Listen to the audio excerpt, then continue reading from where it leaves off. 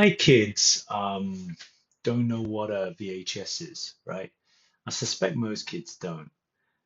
My kids have never had to rewound a tape with a pencil, never waited a week for the next episode of their favorite program, never spent a Friday night or any night at a Blockbuster or a video store, right?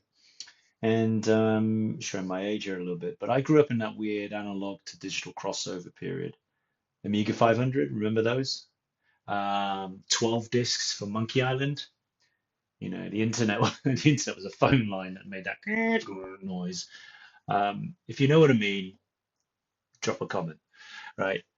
Instead, our kids are growing up in this world where, sad to say, it's very unrecognizable. But when it comes to sort of technology, they're growing up with AI in their games, their homework, their shows, their cartoons, right? It's really shaping their world. Like, I mean, really. And most of them don't even know it's there. And I think we need to help them see it. Look, I can't build a robot, right? 'Cause I'm frankly not bright enough. Let's be honest. But I can help my kids understand the systems that they're living inside of. Because here's one thing. Um, yes, they're digitally native, much more than I ever was at their age. But native does not mean aware. They, like many adults, probably just click OK or accept without really even thinking. They trust whatever the algorithm serves up, and they don't question the outputs. And for me, that's where parents, my role should come in. Not to make them paranoid, not to ban screens. That's really easy stuff. But to help them build critical thinking around the technology that they're using. So when my kid asks, "Hey, why did the game do that?" Or when the homework tool may give the wrong answer, or hey, when the AI recommends something weird, or Alexa doesn't quite do what it's supposed to do, those are all teachable moments that you can discuss and talk about with your kids. It's really not about coding or teaching them to be coders. It's just about awareness, teaching them that they should be able to question what the machine says, to spot bias, understand why those things are dangerous, to understand that smart doesn't always mean right. Because what's the alternative? Raising kids who just accept whatever the algorithm tells them? Who grow up thinking whatever AI said, it must be true. You don't really ask why. You never push back. I want my kids to be smarter, to be accountable, to be more responsible for that, and to be more knowledgeable about the tools that they're using. So where do we start? Let's get into it. Right, so let's get into it. The first things first. It goes without saying, I suppose, but I do want to stress this. I'm not leaving my kids alone with AI, and definitely neither should you. This isn't about handing them the keys to ChatGPT and walking away. It's about exploring together. It's about asking questions together. It's about laughing at the mistakes that the AI might create together. It's about talking about what's good together. It's about questioning things together. All those things require a human brain. And doing these things together will build bonds and connectivity and spark that curiosity and help them understand things more. So please, please, please, please keep that at the forefront of your mind.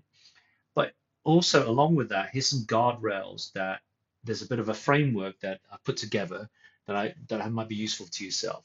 Number one, always, with no exceptions, use supervised accounts.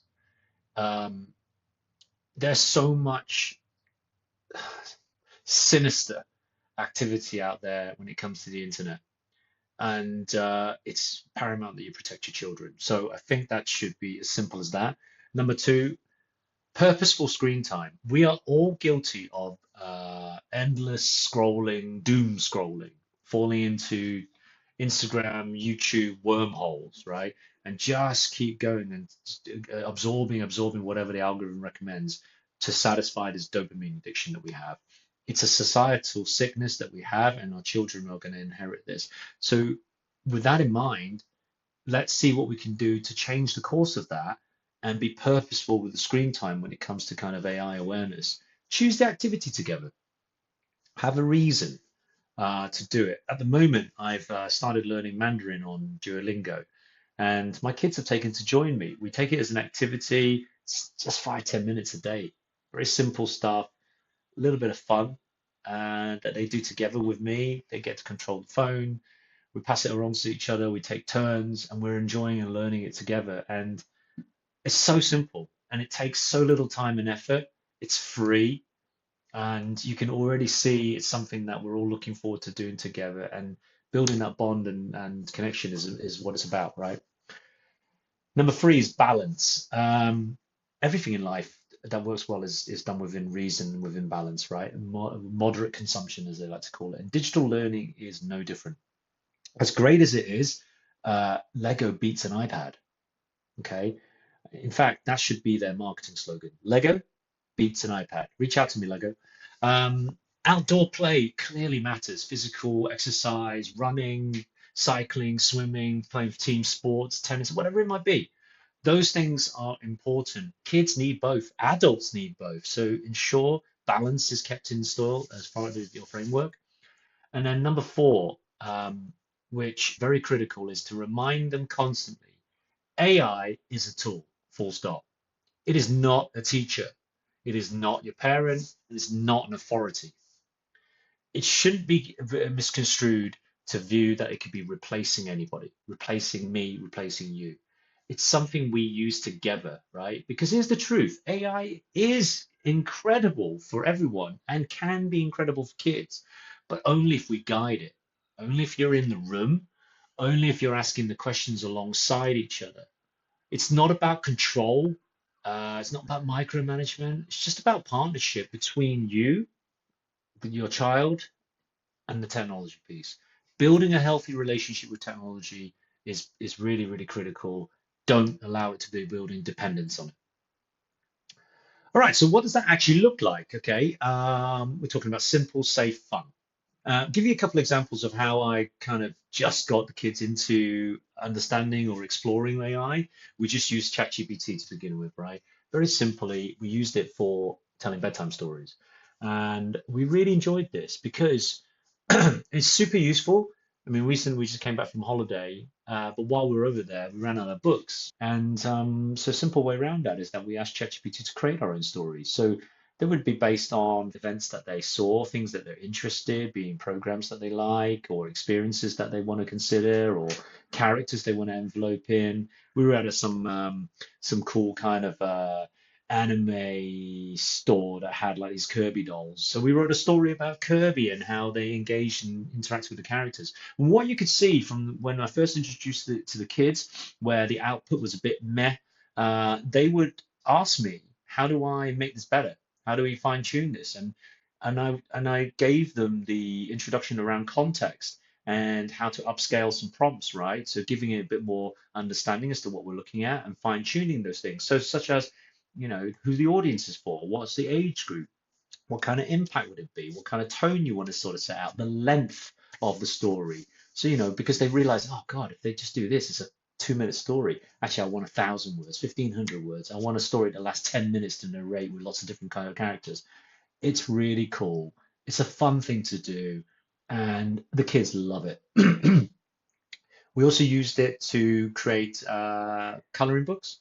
So we would use things like Midjourney, for instance, or Canva AI to create some outlines of different things that they want to color in. They'd use those tools, and that sparked so much imagination and creativity. Okay, we used things like vibe coding tools to create noughts and crosses games, Space Invaders, or a game that we like playing called Emoji Go, which is basically a dumbed down version of the board game Go, but using emojis.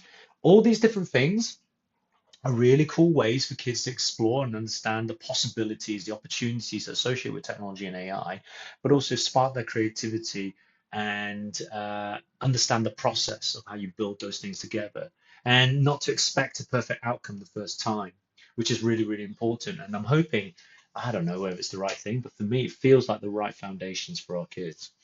In addition, here are two free tools I'll be introducing and using with my own kids. Number one is Teachable Machine. This is Google's free tool where they train AI to recognize stuff. We're talking images, sounds, poses, things like that. There's no coding whatsoever. There's not even any logging. The only thing I believe that's a bit restrictive is that you have to use it on Google Chrome, but that's pretty simple, right? And it's instant feedback.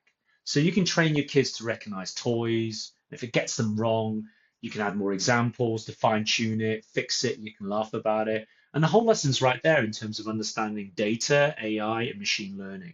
And for them, it's quite simple. They understand that AI learns from data. Bad data equals bad results. More variety equals better outcomes. And it's a simple way to understand and connect with machine learning without having to read it. You can feel it. Number two is Cognimates from MIT. Now, Cognimates allows kids to build bots and digital characters that respond to commands, which sounds pretty cool, right? So when the bot misunderstands them, it sparks the best conversation like, hey, Daddy, why didn't they get that?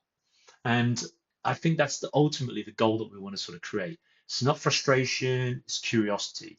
And that curiosity will be able to teach the child and yourself, remind you of things like logic, fairness, accountability, all done through the magic of play. All right, to wrap this up, to bring this to a close, clearly you don't need to be an expert in AI to do this. It's just about taking the first step, picking a tool, and spending some time with it. I'm trying to figure it out as I go. And start with one tool, one question, something that sparks curiosity. And just remember, we're not raising programmers, we're raising responsible, empathetic thinkers. And that's the most important thing. All right. So I hope this video gives you a food for thought. And if you found it useful, please like, subscribe. It will really help the channel and supporting what the work that we do. And in the meanwhile, be good, be kind, and stay human.